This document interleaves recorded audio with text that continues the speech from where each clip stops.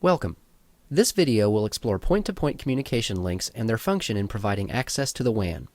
WAN communication involves the first two layers of the OSI model.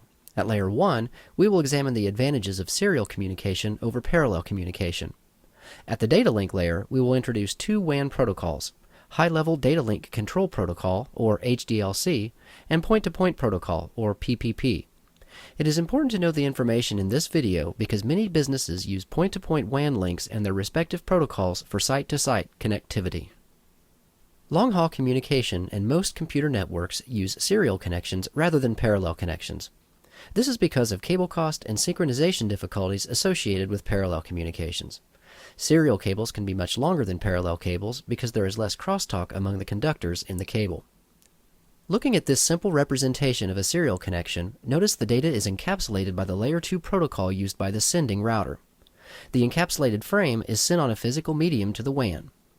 There are various ways to traverse the WAN, but the receiving router uses the same Layer 2 protocol to decapsulate the frame when it arrives. On each WAN connection, data is encapsulated into frames before crossing the WAN link.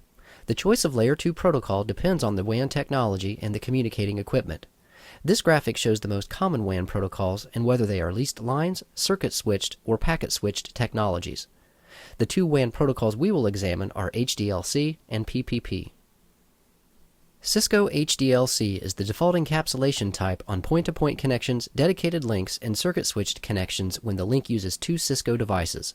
Cisco HDLC has the added value of its capability to support multiple protocols, whereas standard HDLC supports only single protocol environments. HDLC uses synchronous serial transmission to provide error-free communication between two points. HDLC defines a Layer 2 framing structure that enables flow control and error control. Although there are multiple types of frames, each frame has the same format, whether it is a data frame or a control frame. You can study the frame fields in more detail on your own so you can fully appreciate how much information HDLC transmits to provide WAN communication. As mentioned, Cisco HDLC works only when using Cisco devices on each end. In fact, if you have Cisco routers at each end, no configuration of HDLC is necessary.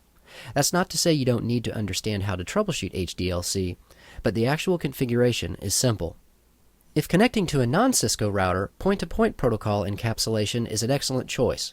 Point-to-point protocol has been designed to retain compatibility with commonly used hardware. PPP is a flexible protocol because it can establish a direct connection using serial cables, phone lines, trunk lines, cellular telephones, specialized radio links, or fiber optic links. Other advantages of PPP include its non-proprietary nature and features not available in HDLC such as link quality management and two methods of authentication. Let's look at how a PPP session is established. Point-to-point protocol uses a link control protocol or LCP for establishing, configuring, and testing the data link connection. The LCP also negotiates and sets up control options on the WAN data link, which are eventually handled by network control protocols or NCPs. With the help of NCPs, PPP permits multiple network layer protocols to operate on the same communications link. This graphic shows the full link establishment, maintenance, and termination processes. This is obviously a complex process, but the point is that the LCP is in charge of establishment, maintenance, and termination of links. This is accomplished through the dialogues between the sender and receiver's respective LCPs. For every network layer protocol being used, point-to-point protocol uses a separate NCP. After the LCP has configured and authenticated the basic link, the appropriate NCP is invoked to complete the specific configuration of the network layer protocol being used. For example, if both IP and IPX are being transmitted, LCP sets up a communication link for each protocol. Point-to-point protocol enables negotiation of an authentication protocol between peers before allowing network layer protocols to transmit data over the link. There are two authentication protocols used by point-to-point protocol: Password Authentication Protocol, or PAP, and Challenge Handshake Authentication Protocol, or CHAP. As a network engineer, you need to know the difference between the two and how to configure them. PAP is a very basic two-way process. No encryption is used, so the username and password are sent in plain text. If accepted, the connection is allowed and authentication is never verified again. This leaves the network vulnerable to attack.